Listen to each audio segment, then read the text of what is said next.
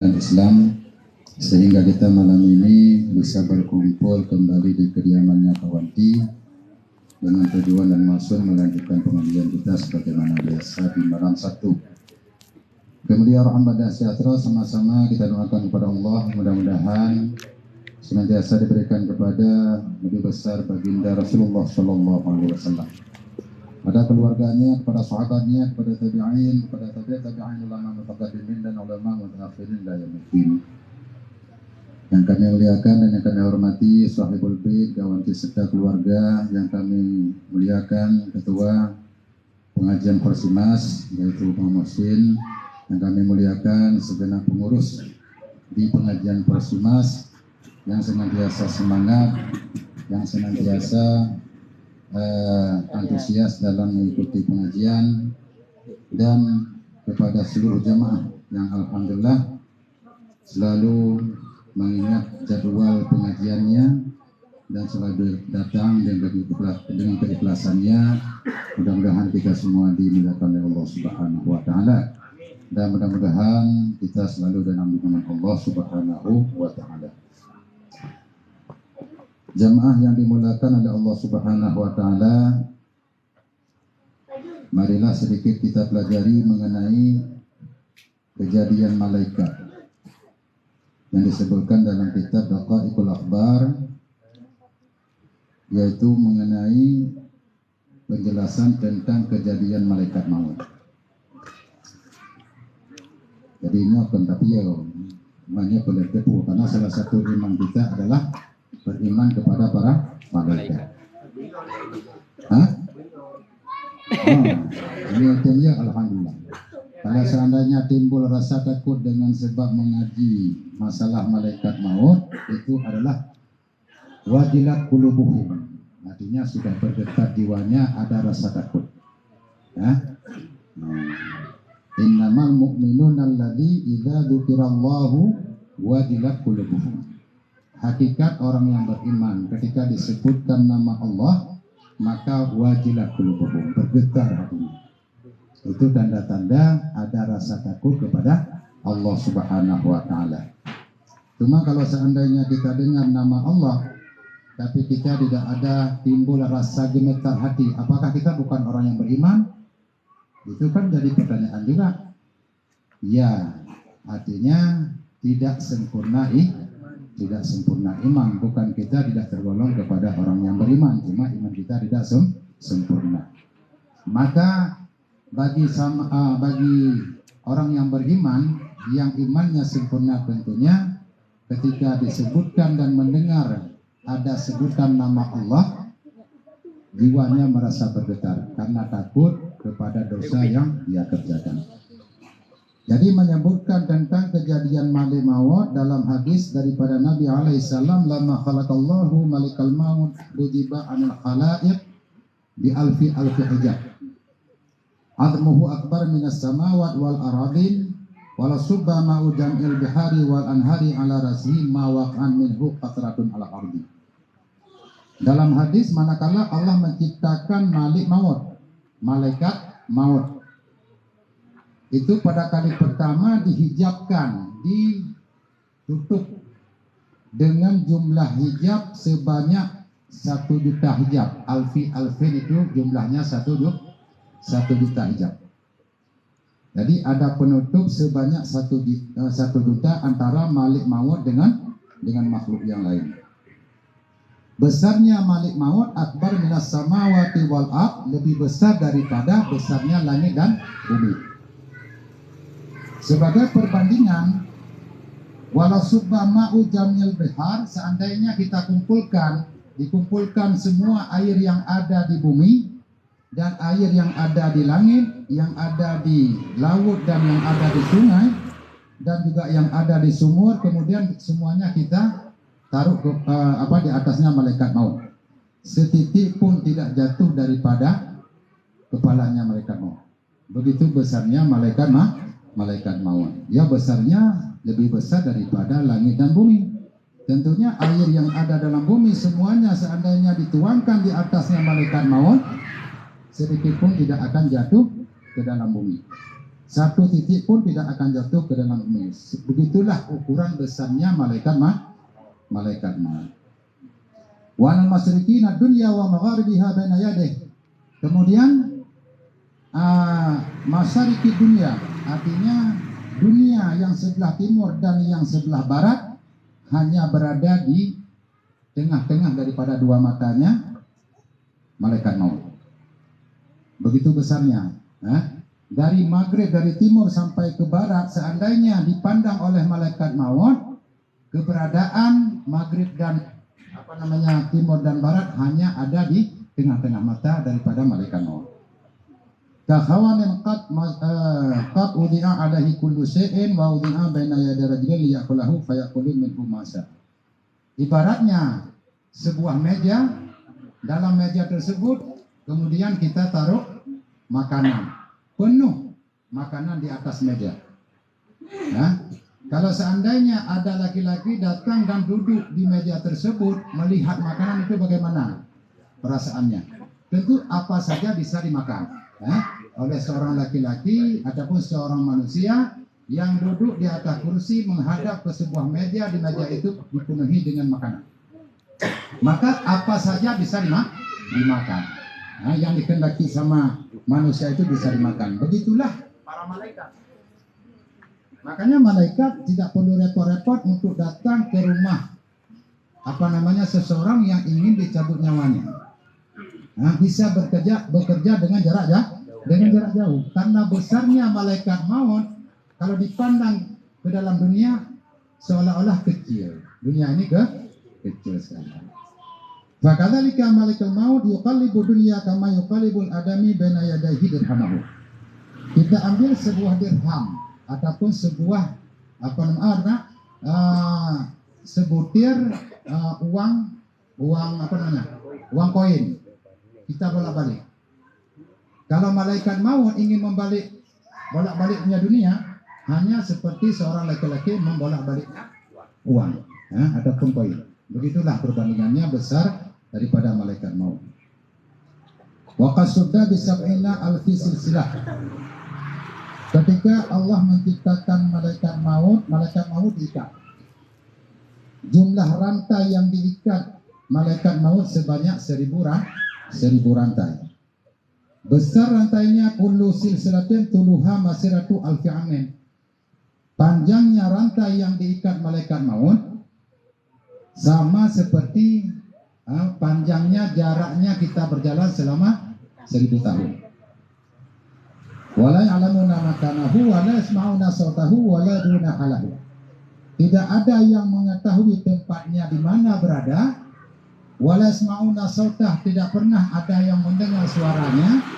Wala yadruna halahu, dan tidak pernah ada yang mengenal bagaimana bentuk dan halnya malaikat maut, kecuali hanya sifatnya yang disebutkan dalam kitab.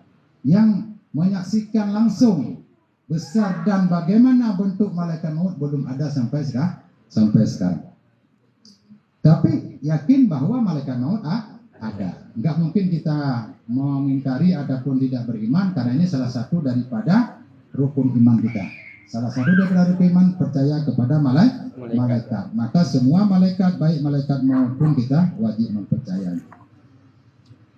Begitulah besarnya rantai yang diikat malaikat maut sebanyak 1000 rantai. Panjang satu rantai bagaikan perjalanan kita selama 1000 tahun.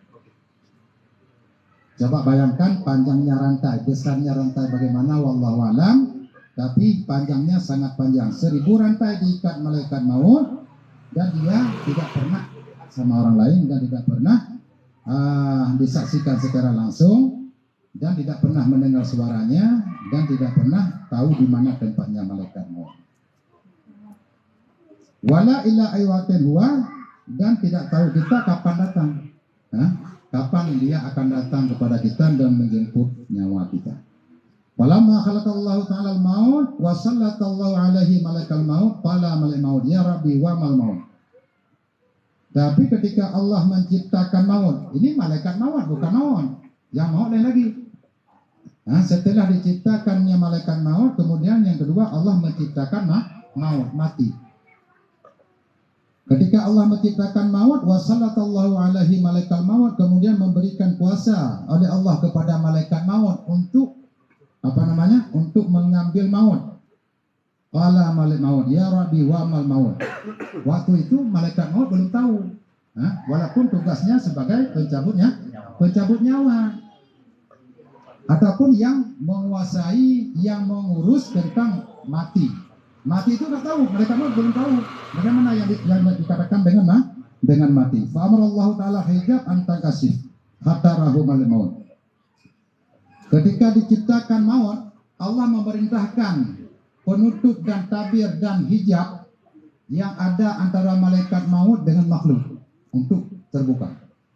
Terbukalah semua hijab sebanyak berapa tadi? 1 juta hijab terbuka semuanya. Maka pada saat itu malaikat maut baru melihat maut yang itu sebagai tugasnya, ya. Kemudian faqala Allah taala lil malaikah, kemudian Allah berkata bagi para malaikat, karena sebelum malaikat maut diciptakan sudah banyak malaikat yang lain yang diciptakan oleh Allah Subhanahu wa taala seperti Israfil dan Israil. Dan Israil jumlahnya pun cukup banyak. Allah berkata bagi malaikat, kufu wanzuru hadzal maut.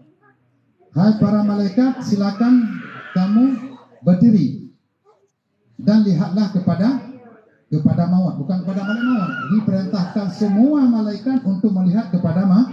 Fawaqafal malaikatu kulluhum ajma'un. Semua malaikat yang diciptakan Allah sudah berjuta-juta pada semua berdiri. Posisinya dalam berdiri dan melihat kepada maut. Wa qala Allah taala lahu tur alaihim wansur ajniha kullaha. Allah memerintahkan kepada maut, malaikat kunuh.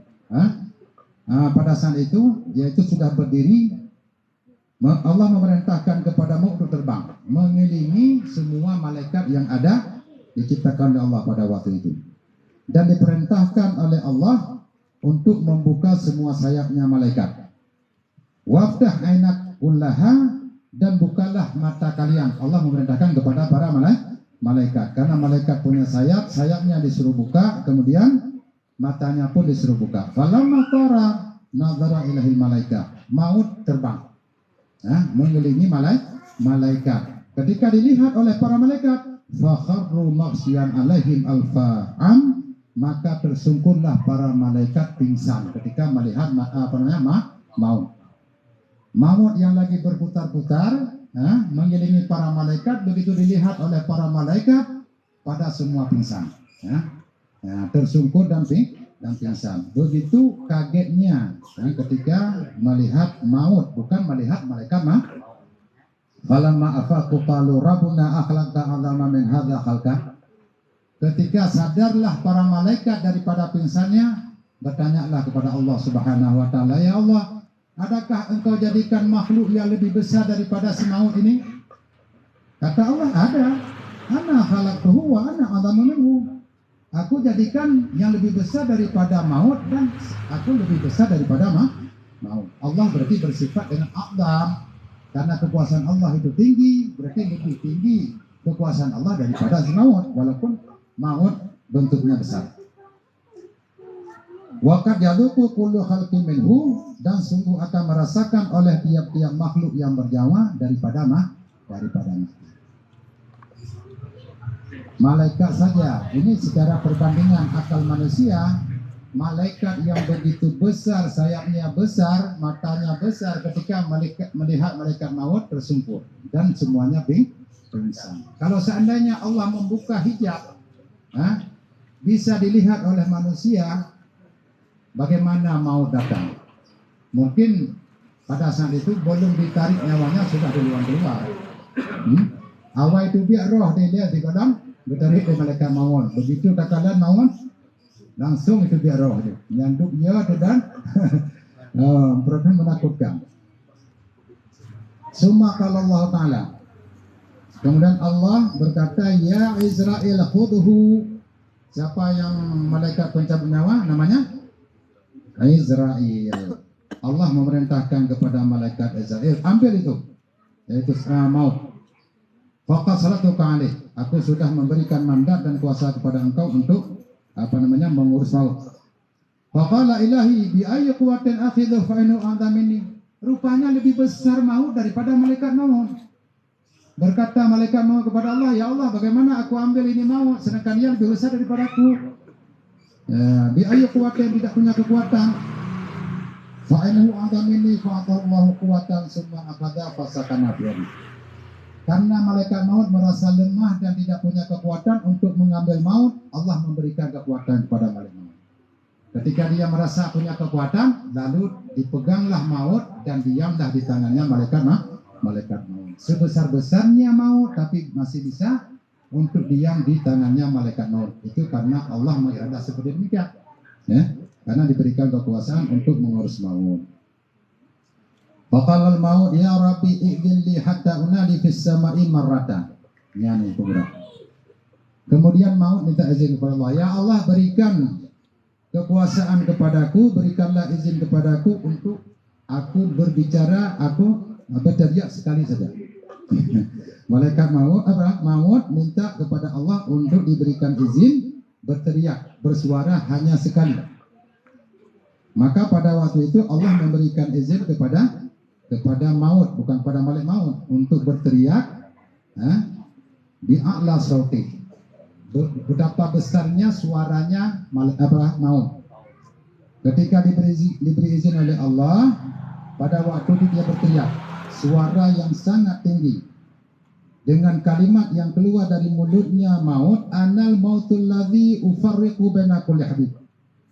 Akulah maut yang aku ceraikan di antara makhluk, antara kekasihnya.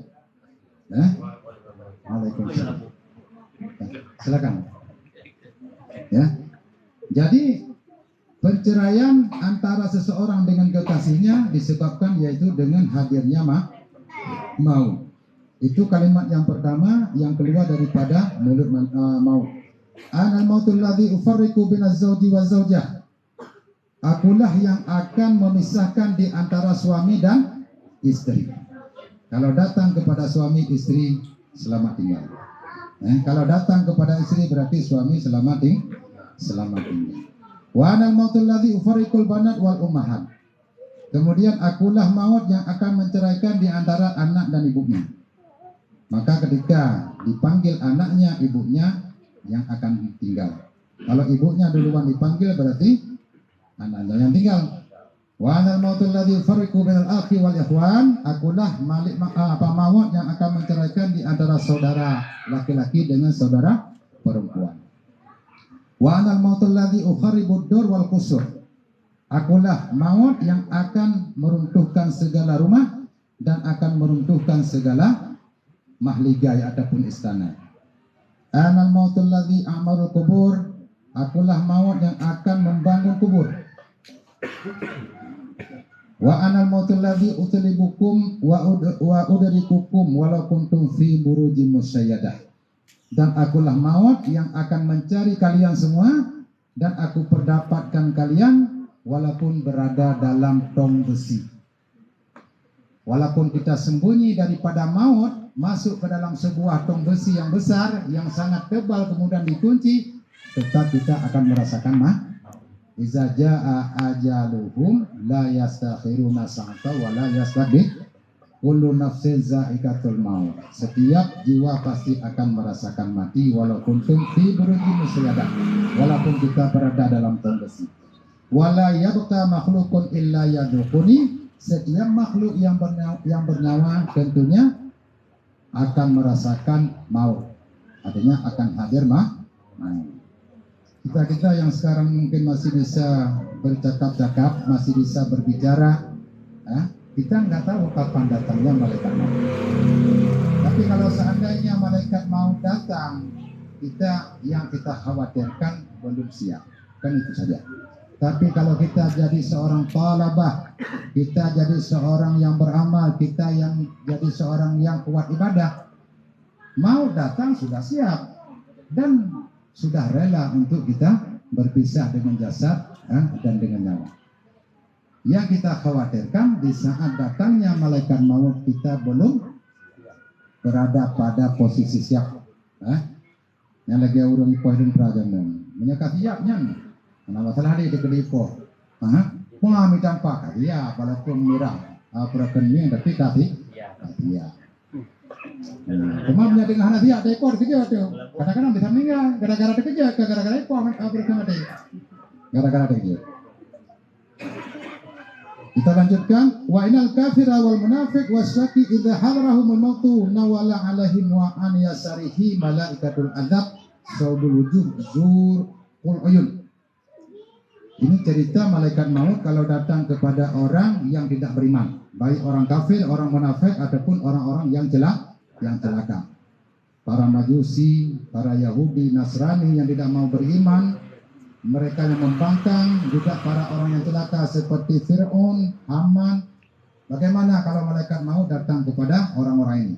Idza hadarahul maut, ketika mereka datang maut, nawala alaihim wa an yasarihim malaikatul adab. Pada saat itu dan kala kematian mendatangi mereka, maka kematian turun kepada mereka di sebelah kirinya. Jadi cara malaikat maut masuknya kepada orang-orang kafir itu bukan dari sebelah kanan. Pertanda berarti dia orang celaka. Kalau orang yang bahagia, yang saadah, maka ketika datangnya malaikat maut belum sampai kepada orang yang ingin dicabut nyawanya, duluan diberikan salam. Assalamualaikum. Itu kalau orang baik. Kalau orang kafir, datangnya tidak dikasih tahu. Datangnya pun sebelah kiri. Kemudian wa an yasarihi malaikatul adab, dan didampingi sebelah kirinya oleh malaikat azab sudul wujuh, mukanya hitam, zukul uyun, matanya melotot. Kalau datang kepada orang kafir. Wa ma'hum libasun minal adab, dan memakai pakaian daripada azab. Dirinya membawa pakaian daripada azab dan rupanya sangat seram. Wa yajlisuna ba'idan minhu. Enggak dekat-dekat dengan orang kafir, agak jauh daripada orang duduk. Malaikat maut beserta malaikat azab agak jauh daripada orang kafir yang ingin dicabut nyawanya. Hatta yaji'ul malakul maut, sehingga datanglah malaikat maut. Wa idza jaa malakul mauti ahadun minhum qama baina yadayhi ala surati hibah. Ketika datangnya malaikat maut kepada orang kafir, maka malaikat berdiri di hadapannya, rupanya yang sangat hebat, luar biasa. Summa yaqulu nafsu zalika syakhs, nyawa orang kafir ketika melihat malaikat maut, apa yang dia berkata? Man anta. Ia bertanya, siapakah engkau? Wa ma tarid, apa tujuan engkau datang ke sini? Fa yaqulu ana malakul maut ladzi ukhrijuka minad dunya. Aku adalah malaikat maut yang akan mengeluarkan engkau daripada dunia ini. Wa aj'alu waladaka yatiman, kemudian aku jadikan anak engkau sebagai anak yatim. Wa zaujatuka armilatan, kemudian istri engkau menjadi janda. Kemudian wa maluka maurusan baina warasatika, kemudian harta engkau akan menjadi waris bagi yang mewarisnya. Alladzi la tuhibbuhum fi hali hayatika. Siapa yang akan menerima harta warisan itu adalah waris-waris yang tidak pernah cinta kepada yang akan meninggal itu, kepada si kafir yang akan meninggal itu. Wa innaka lam tuqaddam khairan li nafsika, padahal engkau tidak pernah mengenal, tidak pernah berbuat baik di dalam dunia untuk diri engkau. Engkau saja tidak mau beriman yang benar, yaitu beriman kepada Allah, dan tidak pernah berbuat baik di dalam dunia. Wala li ukhratikal yawm, dan tidak pernah engkau persiapkan diri dengan kebaikan untuk menghadapi hari akhirat.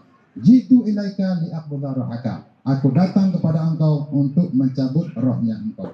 Kata malaikat maut.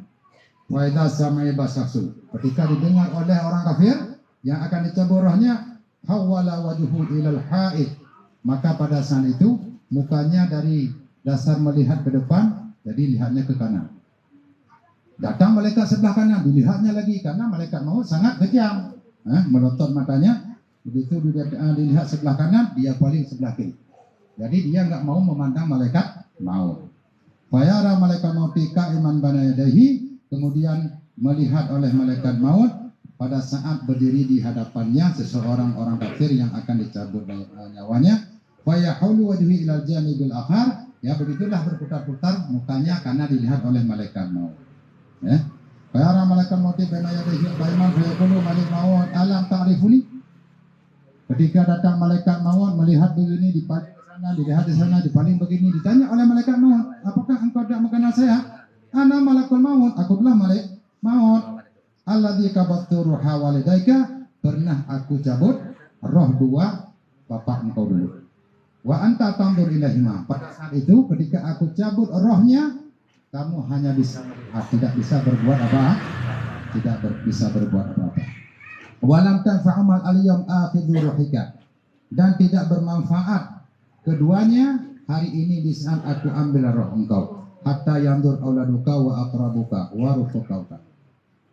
Tidak bermanfaat bapak dan ibumu pada saat hari ini aku akan mencabut roh kamu, kata malaikat maut, ya, sehingga anak-anak kamu akan melihat, para kerabat saudara-saudara kamu pun akan melihat, teman-teman engkau akan melihat, hatta yang tasibu minkal aliyom, mereka menjadi nasihat, akan menjadi nasihat, karena dalam syariat kita sebagai orang yang beriman bahwa dua nasihat yang ditinggalkan oleh Rasulullah SAW, yang pertama Al-Quran yang bisa berbicara, kemudian maut yang tidak bisa berbicara. Sebenarnya dalam syariat kita dianjurkan untuk mendatangi orang sakit, mendatangi orang yang meninggal. Apa tujuannya? Itu semua akan menjadi nasihat.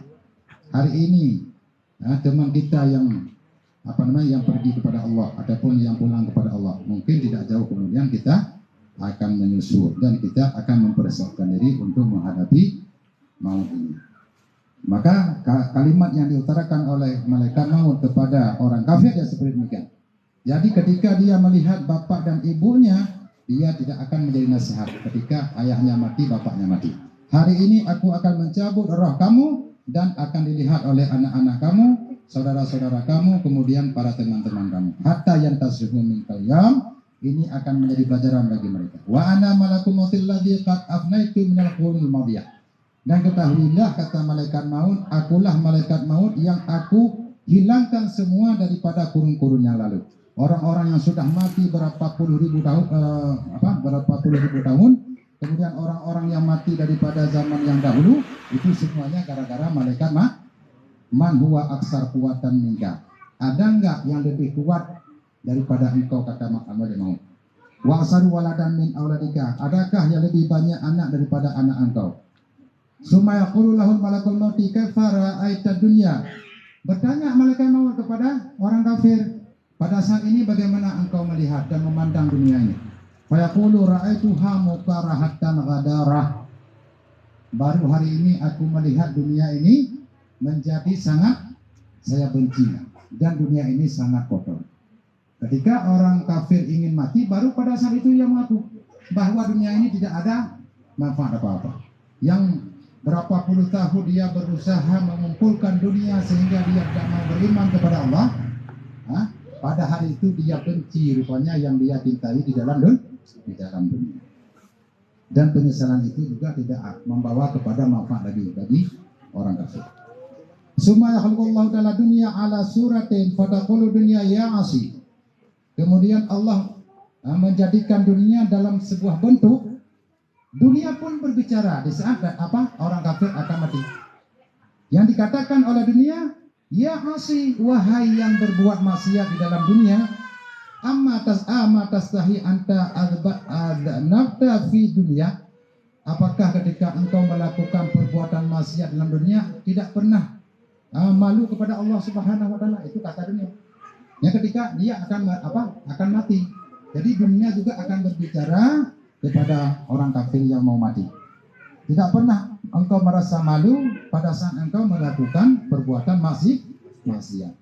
Walam tamna nafsuka anil mahasi innaka talakani. Kata dunia, tidak pernah jiwa engkau tegahkan daripada maksiat. Innaka talakani. pernah kamu mencari aku kata dunia, mengumpulkan aku dalam dunia, wa ma talatuka, tapi sama sekali saya tidak pernah, kata dunia, aku tidak pernah perlu kepada kamu. Kamu yang hanya selalu mengumpulkan dunia, mengumpulkan aku, tapi aku tidak pernah mencari kamu. Walam tufarid bainal halali wal haram, ketika kamu mencari dunia, kamu tidak pernah membedakan mana yang haram dan mana yang halal. Danantu annaka la tufarid dunia, dananta annaka la tufarid dunia, seolah-olah kata dunia engkau tidak akan lagi bercerai dengan dunia. Fa inni bari'utun minka wa min amalika, kata dunia, hari ini aku terlepas daripada engkau. Aku nggak mau ikut campur urusan engkau dengan mati, dan hari ini pun aku bercerai dan melepaskan diri daripada perbuatan maksiat engkau di dalam dunia. Emang dunia nggak pernah dituntut. Dunia itu tidak pernah dituntut dan tidak pernah ditanya. Kenapa kamu harus kepada sebulan, harus kepada sebulan, tidak pernah ditanya oleh Allah Subhanahu Wa Taala. Karena dunia bukan sesuatu yang ditaklid, dan dunia pun tidak pernah membutuhkan kita. Yang selalu dibutuhkan dunia itu adalah oleh orang-orang yang menginginkan kesenangan dunia. Maka pada hari itu orang-orang kafir yang pernah merasakan kesenangan di dunia, wa yara malahu qad waqa'a fi malki ghairi, bisa dia melihat pada saat mau mati hartanya semua diambil oleh warisnya ataupun oleh orang lain yang pernah dia benci waktu masa hidupnya. Fa yaqulul mal, kemudian harta pun ikut berbicara, ya asi kasabtani bighairi haq, itu harta yang dia tinggalkan. Kamu mengambil aku, mencari aku dengan tidak yang sebenarnya. Artinya bukan dengan jalan hak. Walam tasrifni walam tatasaddaq bi al fuqara wal masakin.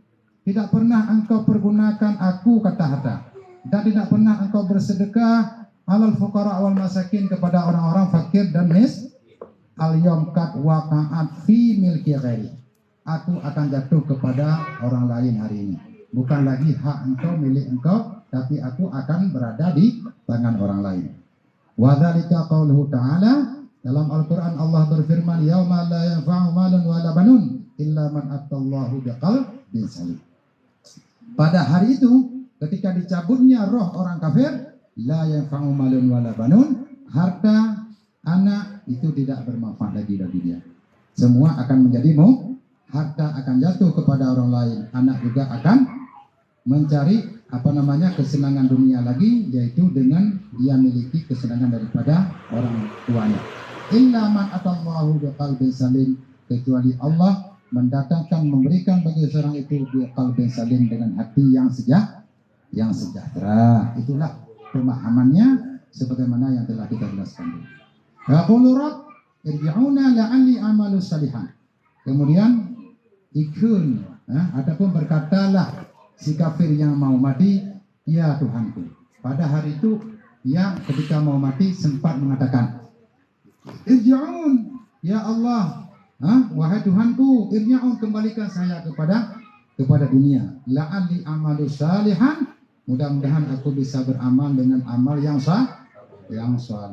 Fima taraktu, karena saya sudah meninggalkan perbuatan yang saleh ataupun pekerjaan yang saleh. Hari ini aku akan melakukan semua itu dan aku akan mengqadha dan menggantikan semuanya. Tapi itu sia-sia. Cuma hanya sekedar bentuk jawaban daripada orang kafir. Wa yaqulullah ta'ala idza jaa ajaluhum la yastakhiruna sa'ata wa la yastaqdimun. Pada saat itu Allah berkata, idza jaa ajaluhum, ketika datang ajal mereka, la yastakhiruna sa'ata, sedikit pun waktu tidak diundurkan, wala yastaqdimun, dan tidak pernah didahulukan. Diundur tidak, didahulukan tidak. Karena sesuai dengan takdir Allah, ketika sudah datang ajal, maka pada saat itu kita akan pulang kepada Allah Subhanahu. Summa yaqduruha in kana mu'minan ala sa'adah, maka pada saat itu Allah, malaikat maut akan mencabut rohnya. Kalau seandainya datang kepada orang yang beriman, maka orang beriman itu akan berada di tempat sa'adah, adapun berada dalam kubur surga. Wa in kana kafiran aw munafik, seandainya datang maut itu kepada orang kafir, datang kepada orang munafik, ala saqawa, maka berada di dalam neraka ataupun dalam kecelakaan. Biqaulihi ta'ala kalla inna kitabal fujjari lafi sijjin. Sesungguhnya kitab orang yang munafik, orang yang kafir lafi sijjin. Mereka sudah duluan dicatat tempatnya di dalam neraka. Kemarin kita sudah jelaskan. Tempatnya orang kafir sebenarnya sudah duluan dicatat di dalam neraka. Memang tempatnya di hari kiamat tidak ada tempat lain, tempatnya sudah berada di dalam neraka. Dalam neraka sudah tahu dia. Ketika masuk neraka melihat ya, tempatnya ditulis nama si bulan. Ini tempatnya. Maka dia nggak perlu diperintahkan, langsung masuk sendiri ke dalam neraka. Walaupun dalam keadaan sengsara, dalam keadaan siksa, dalam keadaan dibakar, tapi dia tetap harus masuk ke dalam neraka. Mudah-mudahan kita semua juga dipelihara oleh Allah Subhanahu wa taala daripada api neraka, dan mudah-mudahan kita mendapatkan petunjuk Allah, dan mudah-mudahan kita selalu menjadi hambanya yang rida dan yang selalu taat kepada Allah Subhanahu wa taala. Amin ya rabbal alamin.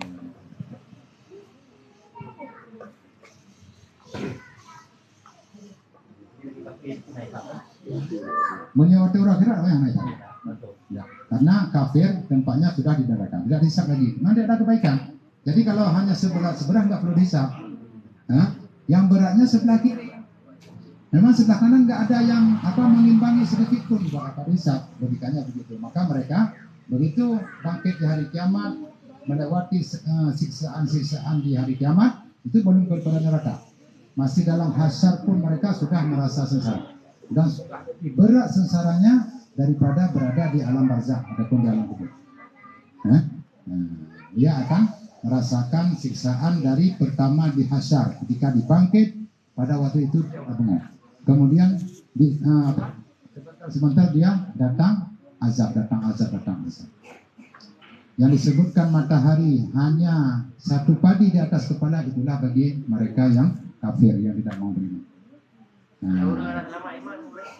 Tidak selamat iman ketika matinya sama seperti mati kafir. Na'udzubillah, artinya dijauhkan oleh Allah daripada kita tidak selamat iman di sana mati. Ya sama seperti mati kafir. Hanya mati kitanya dalam keadaan hana iman, berarti kitanya sama dengan orang kafir dalam neraka dan tidak pernah akan dijemput oleh Rasulullah SAW. Hanya yang dijemput oleh Rasulullah hanya umat-umatnya yang beriman. Walaupun amalnya sedikit, tapi tetap akan dijemput oleh Rasulullah SAW.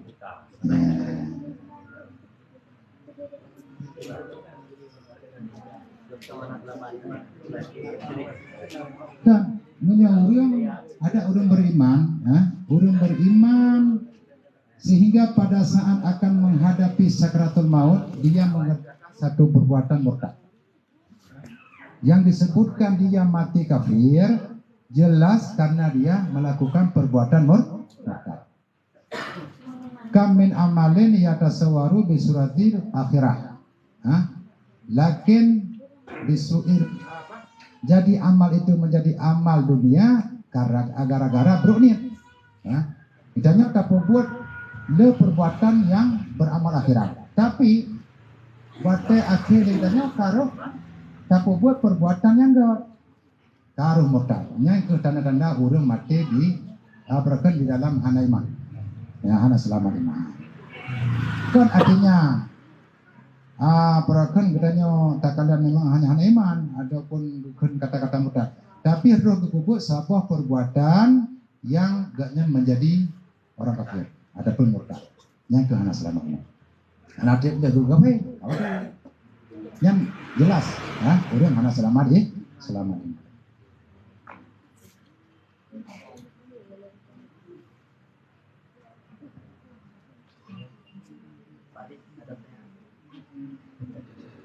Enggak, kalau nggak ada pertanyaan, baca ini sedikit.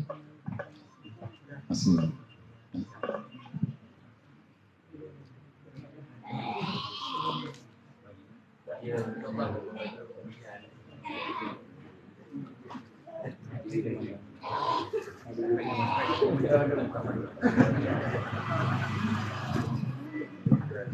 Halaman.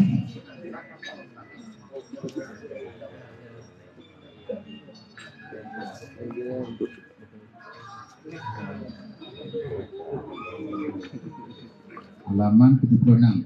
Kenal nggak? Enggak.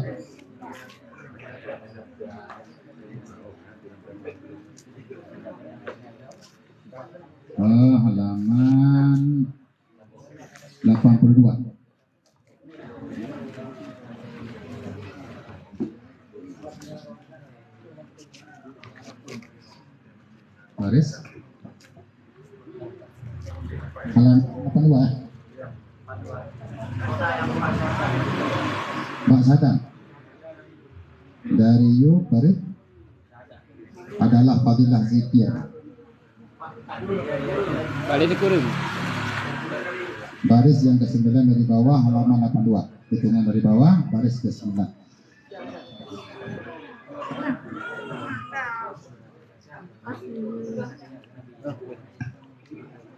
Sudah dapat?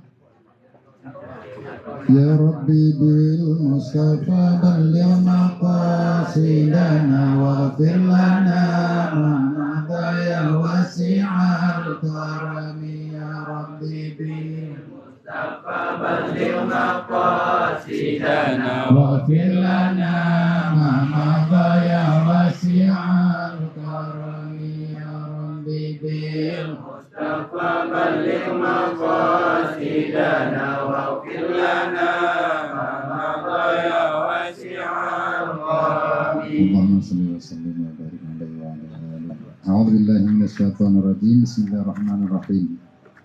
Alhamdulillahirabbil alamin. Allahumma shalli wa sallim ala sayyidina Muhammad wa ala alihi wa sahbihi ajma'in. Qala al-musannif rahimallahu ta'ala idza qala syahdan. Adalah fadilah zikir ini amat besar dan padanya beberapa hadis yang sahih. Maka sunnah muakkadah memeliharakan atasnya dan tersebut di dalam hadis Muslim.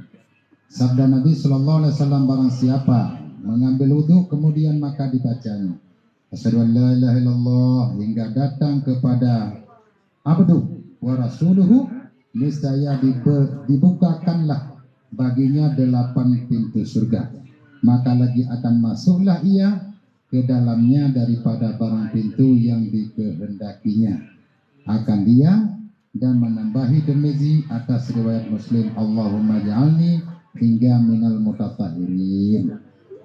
Kemarin kita sudah mempelajari tentang zikir yang kita baca setelah berwudu. Artinya setelah mencuci kaki ataupun setelah membasuh kaki kepada 2 tumit, langsung kita berbalik mengarah kepada kiblat. Kalau seandainya mengambil wudhu bukan menghadap kiblat, kita menghadap kiblat membaca asyhadu an la ilaha illallah wahdahu la syarikalah wa asyhadu anna Muhammadan abduhu wa rasuluh. Allahumma ij'alni minat tawwabin waj'alni minal mutatahhirin. Subhanakallahumma wa bihamdik asyhadu an la ilaha illa anta astaghfiruka wa atubu ilaik. Wa sallallahu ala Muhammad wa ala ali Muhammad wa sallam. Dan zikir yang baca setelah berwudu. Tapi kayaknya enggak ada yang baca. Ada yang baca? Silakan. Saya sebagai kan ada nasi gagal yang baik anak sama sekali. Dan dia yang nasi gagal mantan ingat ke lafaz daripada zikir yang kita baca sesudah. Yang perlu kita katakan, syahdan adalah fadilah ini amat besar yang mengandung daripada zikir asyhadu an la ilaha illallah wa asyhadu anna Muhammadar Rasulullah. Allahumma minat tawabin waj'alni minal mutatahhirin. Besar sekali fadilah dan pahala Allah Subhanahu wa taala ketika membaca doa tersebut ataupun zikir tersebut. Dan bukan hanya perkataan para ulama, banyak juga hadis yang sahih yang yang kuat yang menyatakan tentang fadilah daripada zikir tersebut. Maka sunnah muakkadah memeliharakan atasnya. Apa hukum membaca dan memelihara zikir tadi? Hukumnya sunnah muakkadah. Rasulullah jarang meninggalkan sesuatu yang itu menjadi hukum sunnah muakkadah bagi umat. Tentunya yang sering dibaca oleh baginda Rasulullah Sallallahu Alaihi Wasallam. Jangan mengatakan kita sebagai umat yang mahabbah dan cinta kepada Rasulullah tidak mau mengikuti apa yang dikerjakan oleh baginda Rasulullah. Prinsip sunat muakkadah, sunnah yang dikuatkan, berarti fadilahnya besar. Cuma yang fadilah besarnya itu menurut hadis yang sahih tersebut di dalam hadis Muslim yang diriwayatkan oleh Muslim, sabda Nabi Sallallahu Alaihi Wasallam, barang siapa mengambil berwudu kemudian maka dibacanya setelah wudu asyhadu an la ilaha illallah hingga datang kepada abduhu, asyhadu an la ilaha illallah wahdahu la syarikalah wa asyhadu anna muhammadan abduhu wa rasuluh, niscaya dibukakanlah baginya 8 pintu surga. Tapi berapa pintu surga? 8. Semuanya dibuka bagi orang yang membaca zikir tersebut. Udah nggak ada lagi pintu surga lain. Berarti kita tinggal pilih mau masuk mana. Mau masuk sebelah kanan, sebelah kiri, sebelah atas, sebelah bawah, semua bisa. Karena semua pintu dibuka. Jangan sekarang masuknya, belum ada. Nanti hari kiamat.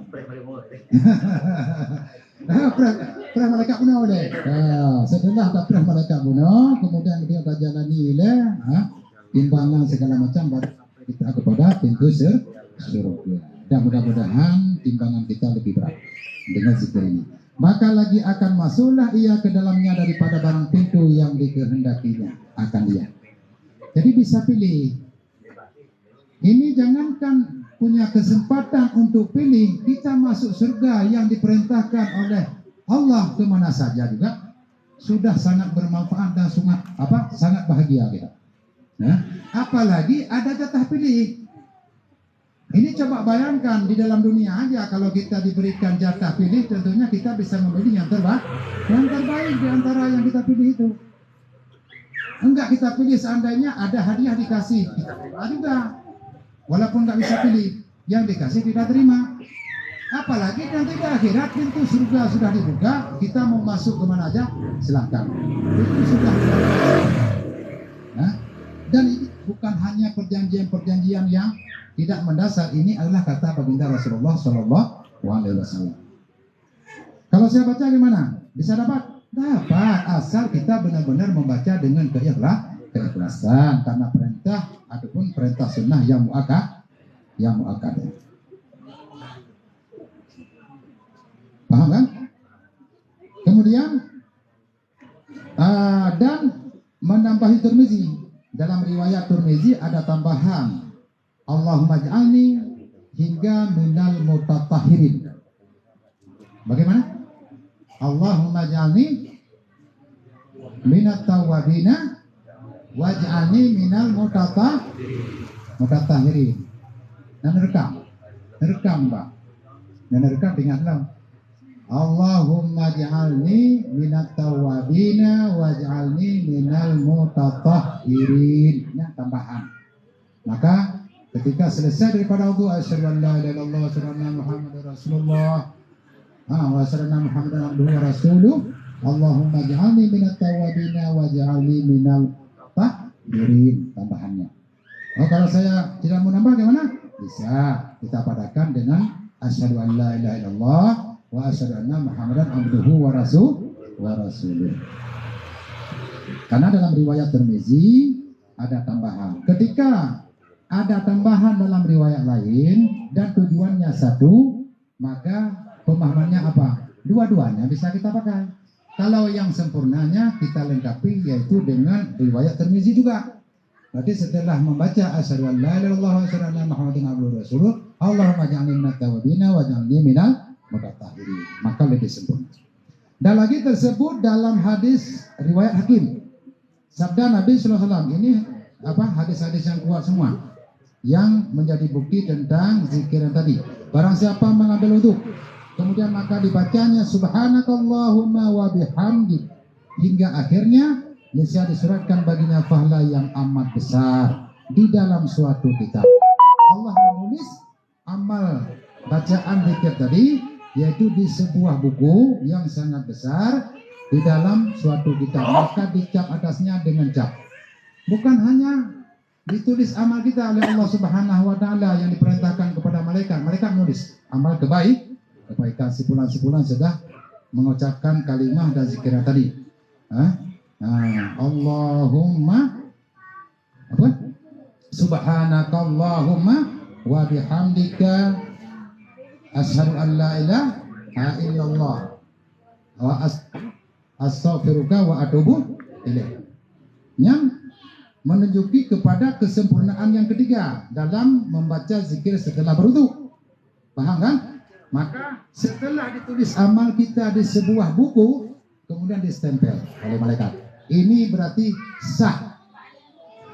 Jadi hak miliknya si fulan. Itu enggak dirubah lagi. Karena sudah distempel. Logikanya kalau kita sudah distempel itu berarti kita berhasil. Kalau sudah distempel berarti misalnya ini. Kita punya surat tanah yang belum ada stempel dari menteri, adapun dari Pak Bupati, ya, bagian tanah. Maka ketika dibawa ke sana, dilihat oleh Pak Bupati, masih ragu kita, mau nggak distempel ada pun nggak? Kalau nggak distempel berarti ini surat tanah tidak sah. Maka kalau sudah distempel, baru hati kita tenang, berarti ini sudah sah hak kita. Begitu juga perbandingannya.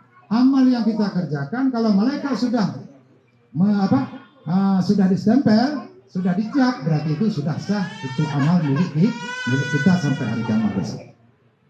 Ya. Maka tiada dipecahkan ia hingga hari kiamat. Ini stempel yang sudah ada dalam buku amal kita sampai hari kiamat pun tidak akan berubah, tetap segitu saja. Yakni tiada dibatalkan akan dia hingga dilihatnya akan pahalanya yang amal besar pada hari kiamat. Sebelum kita melihat amal kita, oh saya pernah sebelum saya mengaji waktu itu saya berwudu, setelah wudu saya baca asyhadu an la ilaha illallah wa asyhadu anna muhammadar rasulullah sehingga akhirnya itu teringat kita. Maka pada saat kita lihat amal kita, oh iya benar ini hak saya ini. Nah, dan sudah ada stempel. Pernah saya membaca itu setelah berwudu. Ya, sampai hari kiamat tidak akan berubah sehingga kita melihat pahala tersebut. Masya Allah. Dan sedang membaca zikir yang tersebut itu 3 kali seperti yang telah terdahulu perkataan atasnya. Maka berapa kali kita baca zikir itu? 3 kah? 3 kali. 3 kali. Kalau memang belum bisa, silahkan ditulis kemudian dihafal. Adapun pas setelah wudu, tarik dompet, buka kertas yang tertulis zikiran tadi. Gak apa-apa, walaupun dibaca pun ada faedahnya, sama juga faedahnya, nggak beda-beda.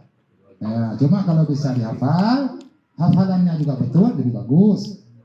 Ya, cuma kalau belum sembuh, nggak ada masalah. Tulis, kemudian masukin ke dompet, setelah berwudu, tarik, baca. Oh, begini rupanya. Asyhadu an la ilaha illallah wa asyhadu anna Muhammadan abduhu wa rasuluh. Allahumma ja'alni minat tawabina wa ja'alni minal mutatahhirin. Allahumma subhanakallahumma wa bihamdika asyhadu an la ilaha illa anta astaghfiruka wa atubu ilaik. Lego. Yang sunnah lego. Ada malam jadi. Tapi ada banyak malam Minat anda tahirin mudah. Waj'alni min ibadikas salihin. Oh berarti kau biasa. Jadi nak baca.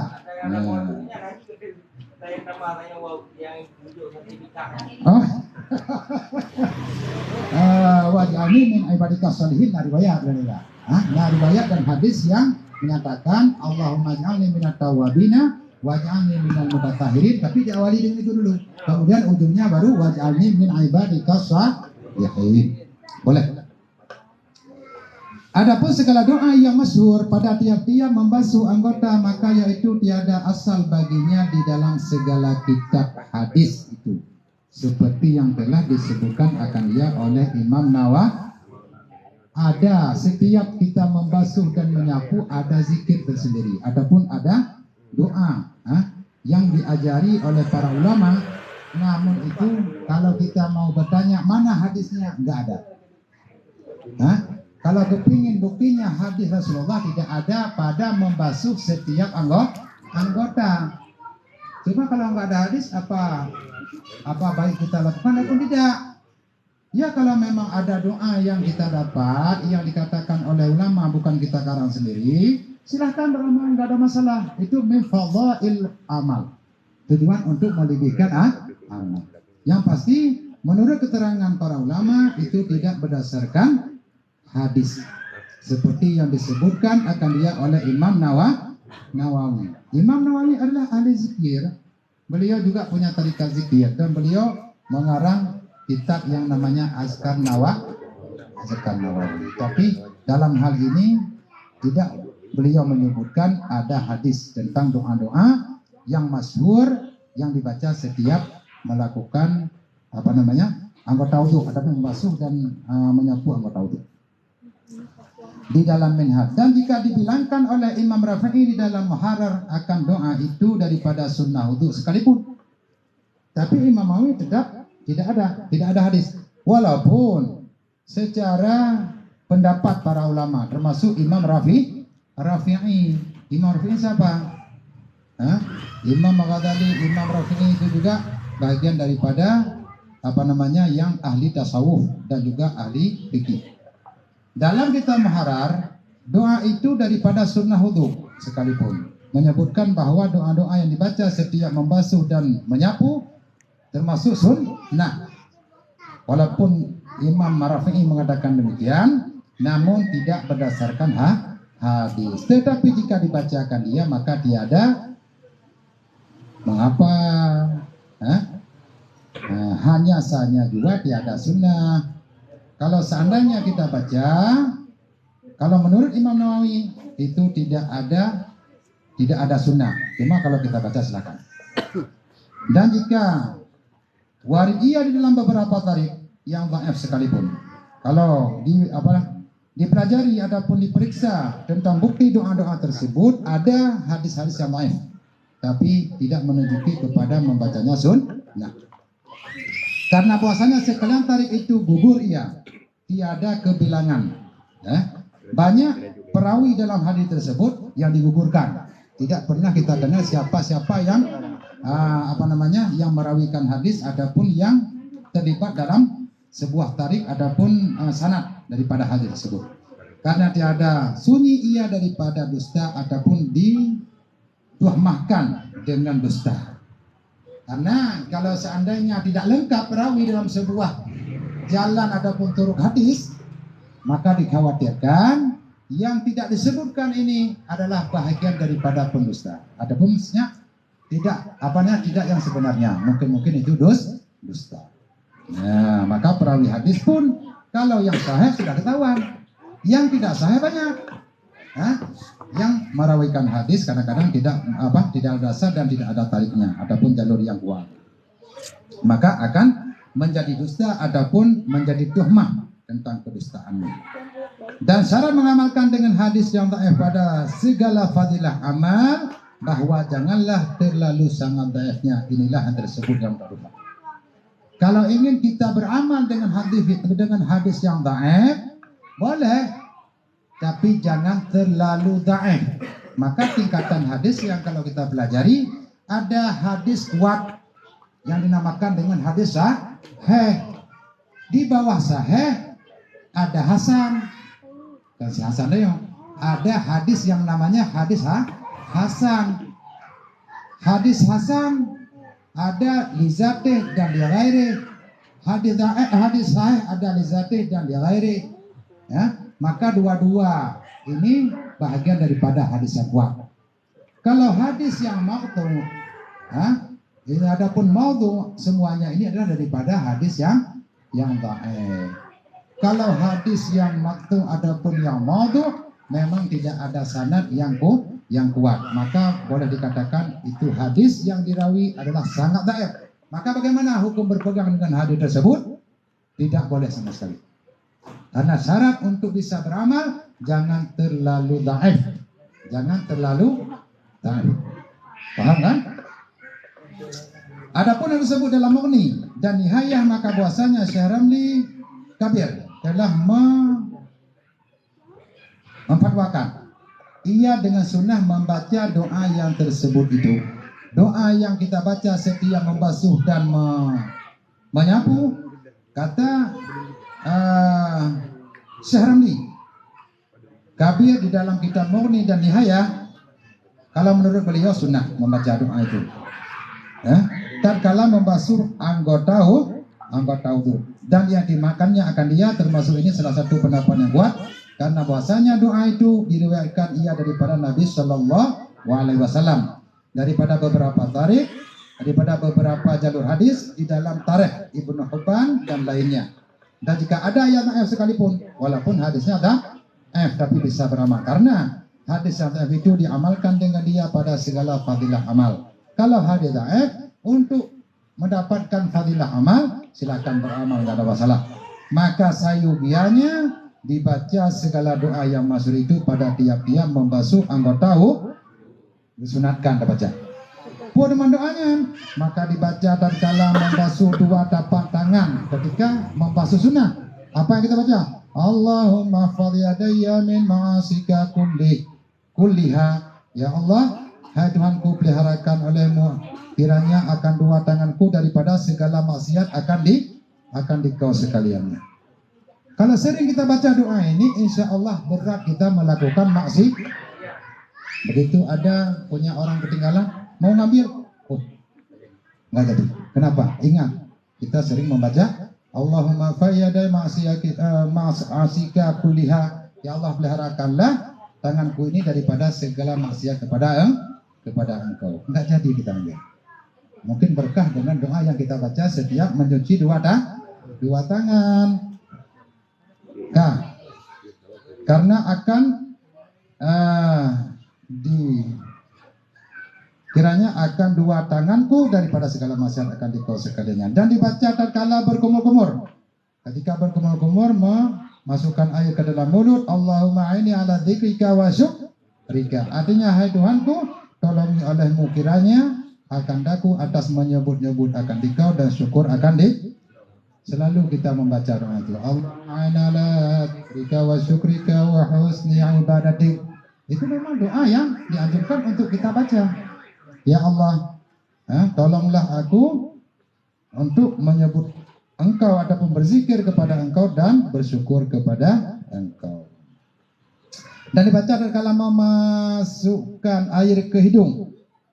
Ketika memasukkan air ke dalam hidung, arihni rahatal jannah. Itu yang kita baca. Arihni rahatal jannah, artinya hai Tuhanku, arihni, perciumkan olehmu akan daku bau wangi yang surga. Ya Allah, berikanlah aku wangi surga, ataupun ciumilah aku daripada wangi surga. Itu yang dibaca ketika berkumur-kumur. Dan dibaca tatkala membasuh muka. Itu wajib. Allahumma bayyid wajhi yauma tabyadu wujuh wa taswaddu wujuh. Artinya, hai Tuhanku, putihkan olehmu akan mukaku pada hari yang putih dalamnya segala muka manusia, dan yang hitam dalamnya segala muka setengah mereka. Itu yang kita baca. Allahumma bayyid wajhi yauma tabyadu wujuh wa taswaddu wujuh. Ya Allah, putihkanlah wajahku pada hari, yaitu pada hari kiamat, yang banyak muka-muka dalam keadaan putih, adapun sebahagian daripada muka mereka hitam. Kita mohon kepada Allah untuk diputihkan. Dalam dunia nggak putih nggak apa-apa. Yang penting di akhirat nanti kita dapat yang buat apa dunia putih? Apalagi sudah tahu nggak boleh putih lagi.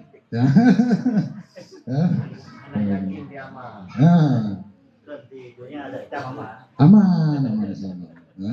Yang penting akhirat nanti dapat putih. Alhamdulillah.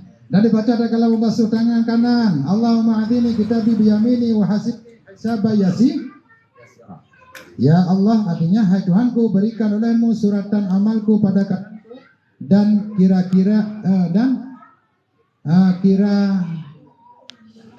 olehmu akan daku dengan kira-kira yang sedikit.